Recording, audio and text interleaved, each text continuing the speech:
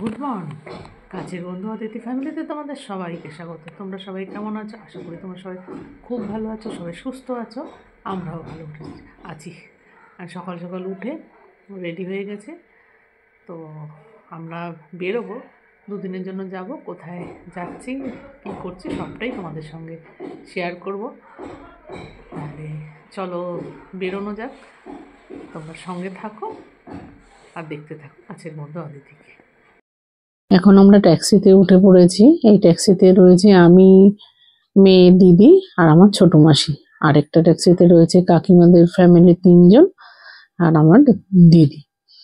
তো আমরা যাচ্ছি শিয়ালদা স্টেশন। চলো তাহলে সঙ্গে থাকো।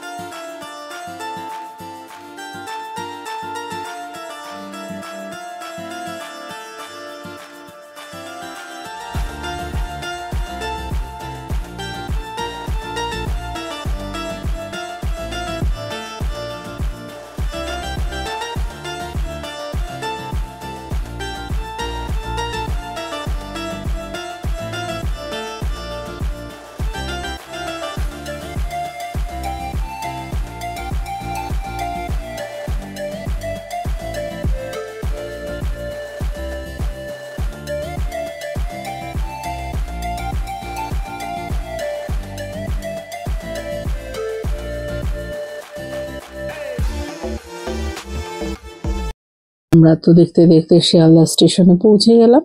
আরেকটা গাড়ি এখনো আসেনি, সবাই আসলে তারপর একসঙ্গে স্টেশনে প্রবেশ করব। দেখো সবাই চলে এসছে, আমরা ট্রেনে বসেও গেছে, ট্রেন ছেড়েও দিয়েছে। তো আমাদের টোটাল 8 জন যাচ্ছি।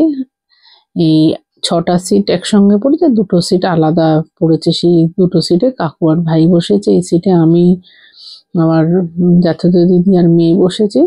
আর ওই 2 পাশের সিটে দেখতে পাচ্ছ দিদিকে, দিদি, মাসি আর কাকিমা বসে রয়েছে। বেশ ঠান্ডা রয়েছে, তো সেই জন্য দরজার সামনে তো একদম সিটটা, সেই জন্য চাদর দিয়ে ঢেকে বসেছে। চলো ঠাকুরের নাম করে আমাদের যাত্রা শুরু হলো। কোথায় যাচ্ছি সেটাই তো তোমাদের বলা হয়নি। আমরা যাচ্ছি তারাপীঠে পুজো দিতে। তো চলো সঙ্গে থাকো। বাউলরা উঠেছে ট্রেনে, তাদের গান আমরাও শুনলাম আর তোমাদের সঙ্গেও শেয়ার করলাম।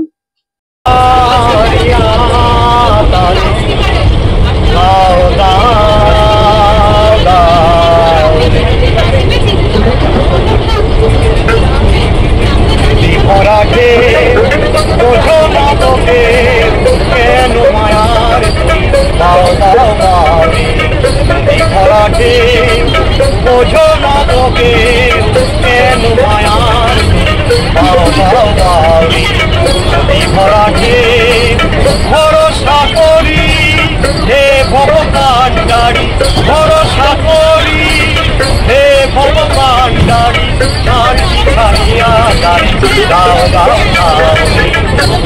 ভরাকে বোঝো না তোকে কেন মায়ার বাও বাও বাও। ভরাকে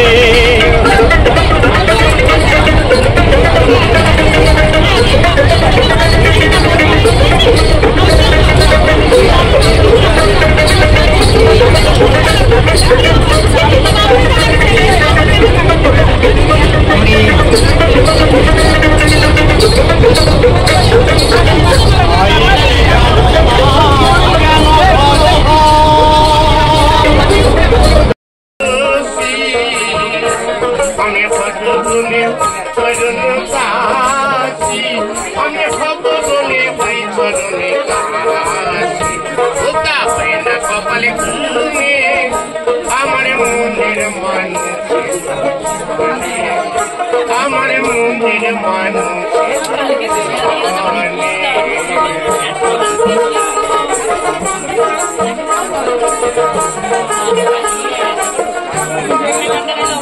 আরে মেঘের বিপদ মেঘে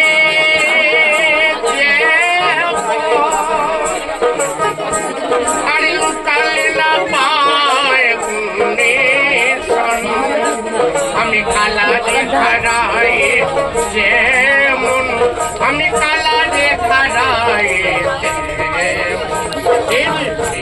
তোরে কনে আমার মনের মানুষ আমার মনের মানুষ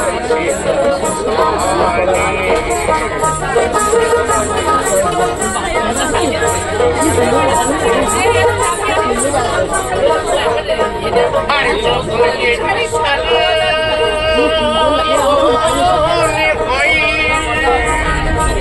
আরে থাকে না লোক নজার ভয় তাই লালনে ভেবে বলে সাজায় তাই খুবই লালনে ভেবে বলে এ প্রেম যে করেছে জানে আমার মনের মানুষের মানে আমার মনের মানুষের মানে। দেখো আমরা পৌঁছে গেছি রামপুরহাট স্টেশনে। ট্রেনের যাত্রাটা ভালোই হলো। ট্রেনের মধ্যে আমরা ব্রেকফাস্ট চা সেরে নিয়েছিলাম। আমরা শিয়ালদা থেকে ব্রেকফাস্ট কিনে নিয়েছিলাম। আর বাউল গান শুনতে শুনতে মনোরম দৃশ্য দেখতে দেখতে পৌঁছে গেলাম রামপুরহাট স্টেশনে। চলো এবার হোটেলের উদ্দেশ্যে রওনা হবো। টেকার ধরবো, টেকার ধরে হোটেলে পৌঁছাবো। এবারে আমরা বসে গেছি। তারপরে আমাদের যাত্রা মানে হোটেলের উদ্দেশ্যে যাত্রা শুরু করলাম। চলো হোটেলে পৌঁছাই।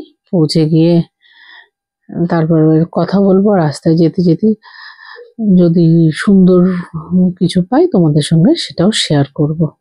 দেখো বলতে না বলতেই এই সর্ষের ক্ষেত দেখতে পেলাম। কি যে অপূর্ব সুন্দর লাগছে দেখতে।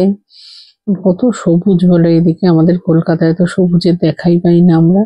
আর কি যে সুন্দর লাগছে, মানে মনটা একদম দেখে ভরে যাচ্ছে। তাহলে এইরকম মনোরম দৃশ্য দেখতে দেখতেই আমরা চলেছি। খুবই ভালো লাগছে। আর বেশ বেলা হয়ে গেছে কিন্তু ঠান্ডাটা না বেশ ভালোই আছে। তো এখন 12টা 20-25 মতো বাজে। তাও বেশ দেখো আমরা সবাই সোয়েটার পরা, কান পেঁচানো। ঠান্ডাটা ভালোই লাগছে, বেশ ভালোই ঠান্ডা আছে এখানে।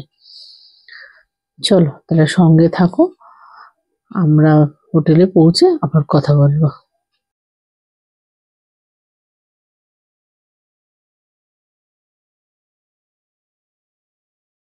দেখো চলে এসেছি এখন হোটেলের সামনে। তো হোটেলটা আমার দিদির এসে থাকো, ওরাই রেকমেন্ড করেছিল। চলো রুমগুলো দেখে নিই। দেখো আমরা রুম তো নিয়ে নিয়েছি।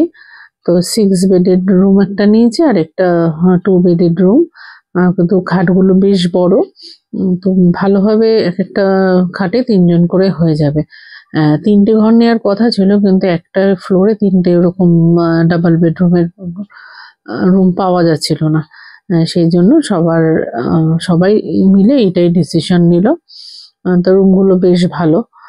চলো এবার রুমে সবাই পৌঁছে গেছি। এবার একটু রেস্ট নিয়ে ঠাকুরমশাইয়ের সঙ্গে যোগাযোগ করবো। উনি যে সময় পুজো দিতে যেতে বলবেন সেই সময় আমরা পুজো দিতে যাব। সঙ্গে থাকো তোমরা। মশাইয়ের সঙ্গে কথা হয়েছিল, উনি আমাদের 3:30 নাগাদ আসতে বলেছিলেন। তাই আমরা স্নান মানে খাওয়া দাওয়া করে নিয়েছিলাম, সবাই নিরামিষই খেয়েছি। তারপরে স্নান করে রেডি হয়ে চলে এসেছি এখন পুজো দিতে। ঠাকুরমশাইয়ের জন্য ওয়েট করছি, দেখি ঠাকুরমশাই কি বলেন। আর এখানে দেখো সব ভোগ দেওয়া হয়েছিল ঠাকুরকে, সেগুলো রাখা রয়েছে। এরকম আর অনেক লোক আছে। আমাদের যে ঠাকুরমশাই ধরা আছে আমরা তার সঙ্গেই পুজো দিই। তো ওনার জন্য ওয়েট করছি। উনি কোনো পার্টিকে নিয়ে গেছে পুজো দেওয়াতে। তো উনি আসলেন, আমাদের সঙ্গে কথা হলো। আজকে পৌষ মাসের তো লাস্ট শনিবার, অসম্ভব ভিড়। মানে ভিআইপি লাইনে দাঁড়ালেও 3 থেকে 3.5 ঘন্টা লাগবে। তাই উনি আমাদের আজকে বারণ করলেন, অতক্ষণ দাঁড়াতে পারবো না, কেউই পারবো না আসলে আমরা দাঁড়াতে। সেই জন্য কালকে সকালবেলা ভোরবেলা 5:30টার মধ্যে পৌঁছে যেতে বললেন মন্দিরে। বললেন তখন আধ ঘন্টা মতো সময় লাগবে। তো সেই জন্য তো পুজো দেওয়া হলো না, সেই জন্য আমরা একটু মন্দিরে আমরা ঘুরে দেখতে এসেছি। তো একটু দেখে আজকে ঠাকুর নমস্কার করে তারপরে চলে যাব, কালকে একদম ভোরবেলা আসবো। তো চলো, সেই জন্য তোমরা দেখে বুঝতে পারছো প্রচুর লোক। এই যে লাইনটা হচ্ছে ভিআইপি লাইন, এই লাইনও প্রচুর বহু দূর গেছে। সেই জন্য এতক্ষণ না কেউই পারবো না দাঁড়াতে, সবারই পায়ে ব্যথা, কোমরে ব্যথা এরকম ব্যাপার রয়েছে। আর আমি তো পারবোই না এতক্ষণ দাঁড়াতে। তাই জন্য মন্দিরের ভেতরে আসলাম একবার, যখন এসেছি ঠাকুরকে নমস্কার করে যাই, গিয়ে কালকে ভোর ভোর চলে আসবো। তারাপীঠে আমি প্রচুর বার এসেছি, তো এইরকম ভিড় পাইনি আর কি কখনো, যে এরকম ভিআইপি লাইনেও এত সময় লাগবে। আর এখন না শুনলাম অগ্রহায়ণ মাসে ডিএম এসেছিলেন, উনি এসে নিয়ম করে দিয়ে গেছেন যে আগে তো অনেক রকমের লাইন ছিল, মানে 200 টাকা, 300 টাকা, 500 টাকা, 1000 টাকা আর ফ্রি দর্শন। তো এগুলো সবটাকেই উঠিয়ে দিয়েছে, উঠিয়ে 2 রকমই রেখেছে, ফ্রি দর্শন আর 500 টাকার ভিআইপি লাইন। তো যার জন্য ভিড়টা বেশ ভালো, যেহেতু পৌষ মাসে ভালো ভিড় হয় সেটা আমাদের জানা ছিল না, আমার জানা ছিল না।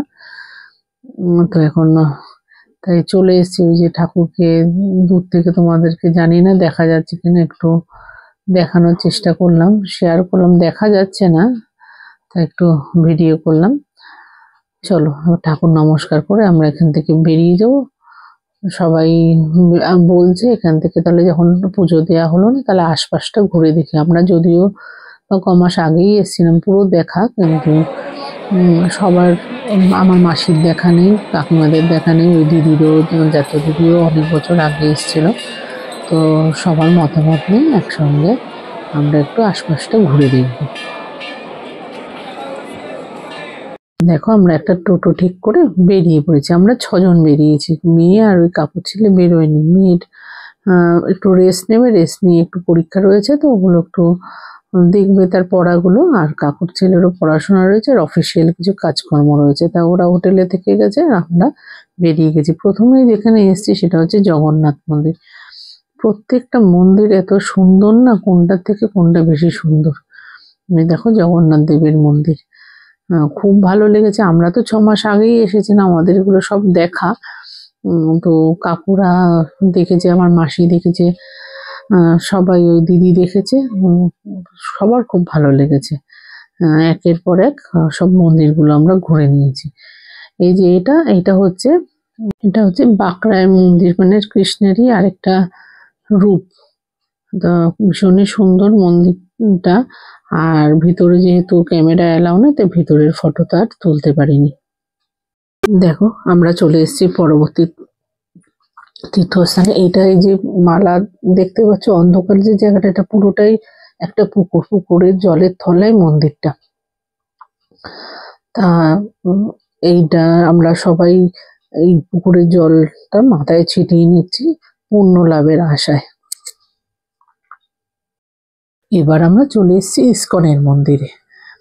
ভীষণ সুন্দর মন্দিরটা। এর আগের বার আমরা দিনের বেলায় এসেছিলাম, তো যেহেতু আমরা একদিনের জন্য এসেছি, এবার তাই বিকেলে ঘুরতে বেরিয়ে পড়েছি। দেখো কি অপূর্ব আলপনাটা। আর মন্দিরে ঢোকার মুখেই এদের একটা ছোট স্টল রয়েছে, এখানে সমস্ত অনেক রকম জিনিস পাওয়া যায়, অনেকে কেনাকাটিও করছেন।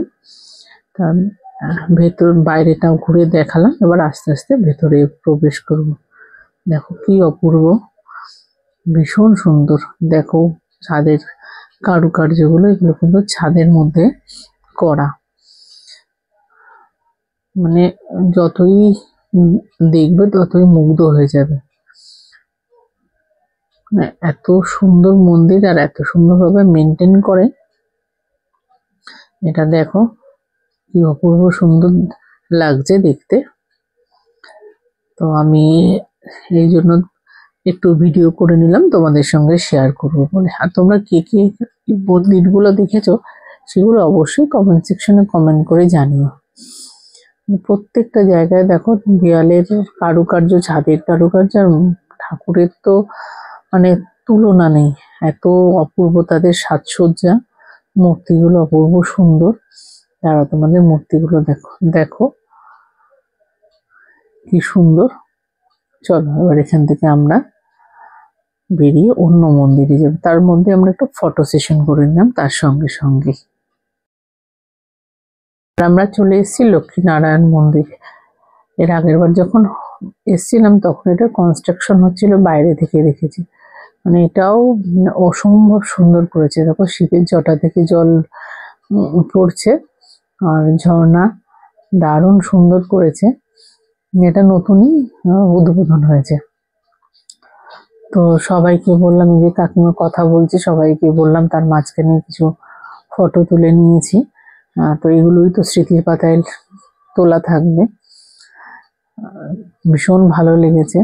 কিন্তু এখানে সামনেটায় ওই জগন্নাথ মন্দিরের মতো বা অন্যান্য অনেক মন্দিরই আছে, জলে পা দিয়ে সামনেটা আর কি জল রাখা, মানে পা ধোয়া হয়ে যাবে বলতে পারো। তো ওই করে আমরা মন্দিরের ভেতরে প্রবেশ করেছি। তো মানে ভীষণই সুন্দর, মানে তুলনা নেই, এত সুন্দর মন্দিরটা। কালারটা চেঞ্জ হচ্ছে, দেখো লাইট মানে ফোকাস করা, কি অপূর্ব লাগছে দেখতে, মানে একদম অভূতপূর্ব এক কথায় বলতে। এবার আমরা এই সিঁড়ি দিয়ে উঠে যাবো, উঠে ভেতরে প্রবেশ করব। দেখছি যদি ফটো তোলা, মানে ফটো তুলতে পারি বা ভিডিও করতে পারি, অবশ্যই তোমাদের সঙ্গে শেয়ার করব। ভীষণ সুন্দর মন্দিরটা, এত সুন্দর সুন্দর এখানে মন্দির, মানে বলার নয়। চলো, ফটো তোলা নিষিদ্ধ, তাই আর ফটো ভেতরটা তোমাদের দেখাতে পারলাম না। এটাই আমাদের লাস্ট ছিল দেখে। এবার আমরা আবার হোটেলে ফিরে যাব।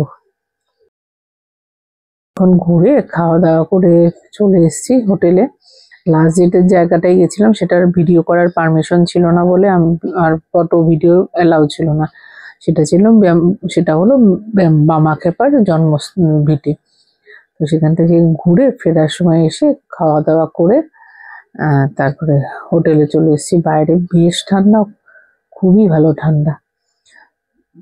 চলো তাহলে এখন আমরা একটু শোয়ার তোড়জোড় করবো।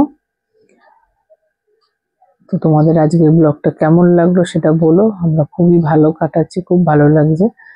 আজকের ভিডিওটা যদি ভালো লেগে থাকে তাহলে অবশ্যই বেশি বেশি করে লাইক, কমেন্ট এন্ড শেয়ার করো। আর কাছের বন্ধু অতিথি চ্যানেলকে সাবস্ক্রাইব করো।